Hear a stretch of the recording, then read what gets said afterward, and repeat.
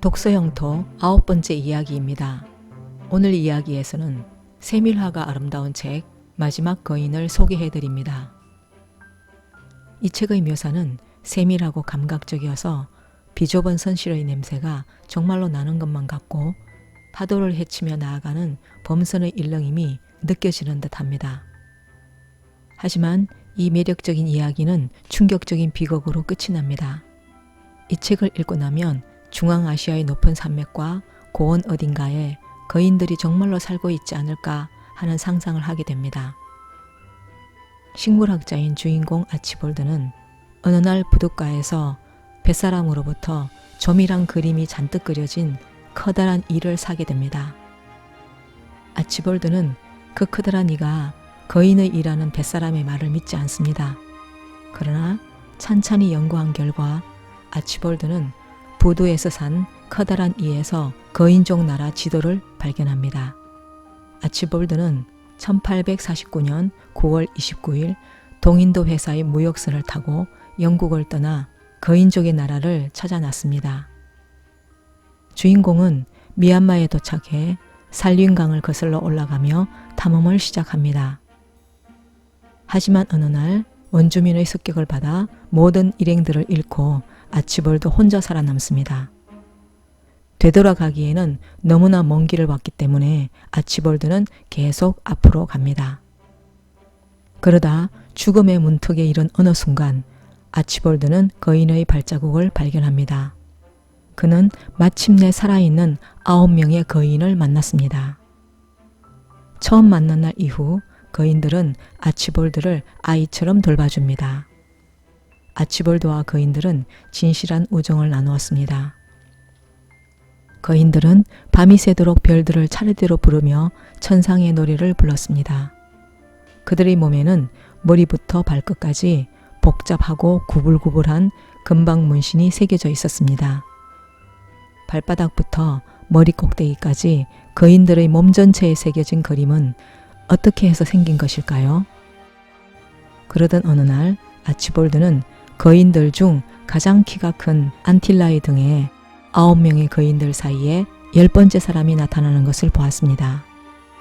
그것은 그들 가운데 키가 가장 작은 아치볼드의 모습이었습니다. 그들은 말하는 피부를 가지고 있었던 것입니다. 거인들과 2년여의 시간을 함께 보낸 주인공은 슬슬 지루해졌습니다. 그리고 고향이 그리웠습니다. 아치볼드의 변화를 눈치챈 거인들은 산맥을 넘어 높은 고원을 지나 멀리서 다가오는 대상 행렬을 만날 수 있는 곳까지 아치볼드를 데려다 주었습니다. 거인 안틸라는 커다란 눈물방울을 흘리며 친구인 아치볼드를 보냈습니다. 아치볼드는 대상들과 함께 스텝 지역을 지나 이러구츠를 거쳐 시베리아를 횡단해서 모스크바에 들렀다가 상트페테르부르크에서 배를 타고 영국으로 돌아옵니다.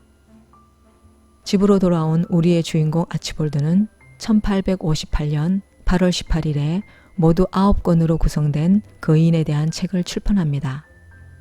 아치볼드는 전국을 돌며 순회 강연을 하고 다른 나라에까지 초청을 받는 유명 인사가 됩니다. 곧 거인의 나라로 가는 두 번째 원정단이 조직되었습니다. 원정단을 이끌고 미얀마에 도착한 우리의 주인공은 뜨거운 환영을 받으며 승리감에 도취되어 연단으로 올라갑니다. 그곳에는 파국이 기다리고 있었습니다. 요란한 음악 소리가 울려 퍼지는 가운데 아름답고 숭고한 거인 안틸라의 머리가 마차에 실려 다가오고 있었습니다. 아치볼드는 그제서야 자기가 무슨 짓을 저질렀는지 알게 됩니다. 너무도 익숙한 안틸라의 목소리가 애절하게 말합니다. 침묵을 지킬 수는 없었니? 거인들의 비밀을 폭로하고 싶었던 어리석은 주인공의 이기심이 이 학살의 원인이었던 것입니다. 아치볼드가 쓴 책들은 확실하게 거인들을 죽음에 이르게 하는 무기가 되었습니다. 그 비극적인 일 이후 아치볼드는 글을 쓰지 않게 되었습니다.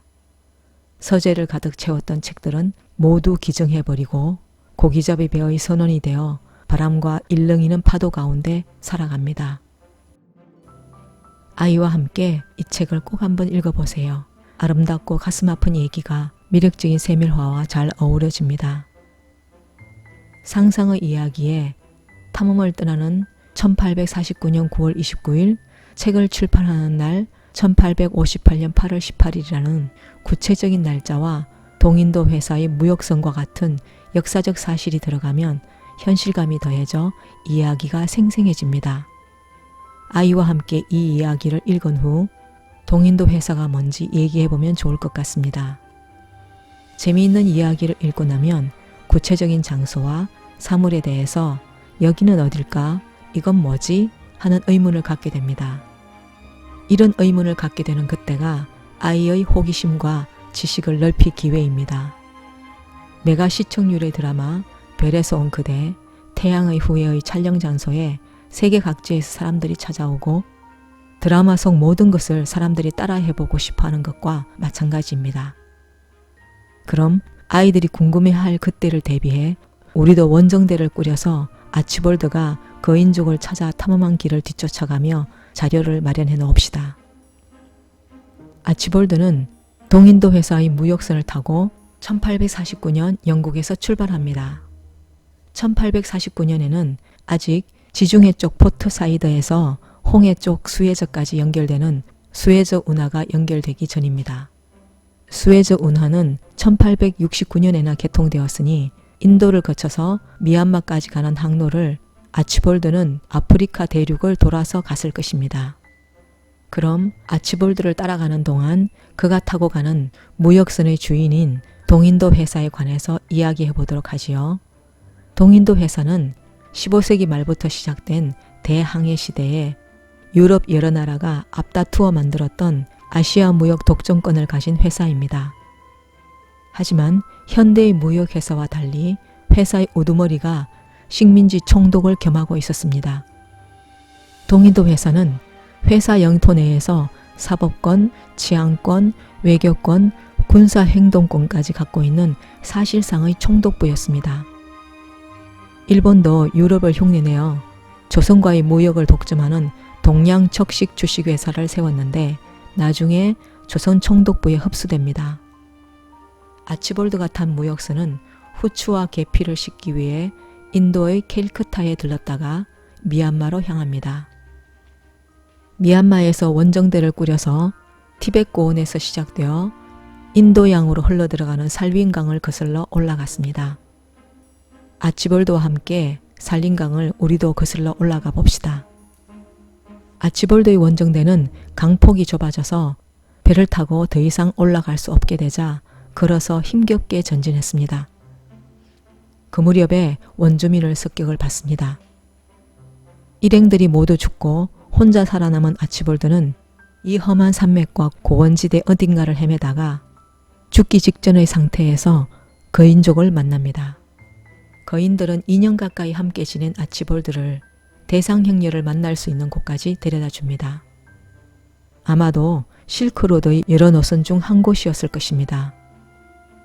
유력한 노선은 초원길입니다. 초원길은 유럽과 아시아의 북쪽 지역의 초원지대를 동서로 횡단하는 길입니다. 초원길은 중국의 북쪽 지역에서 시작해 몽골 고원을 거쳐 중가리아 분지를 지나 카자흐스탄 고원으로 해서 카스피해와 흑해까지 연결되는 비단길입니다. 대상들이 초원길을 지나고 있었다고 생각하는 이유는 대상을 따라 스텝 지역을 달렸습니다.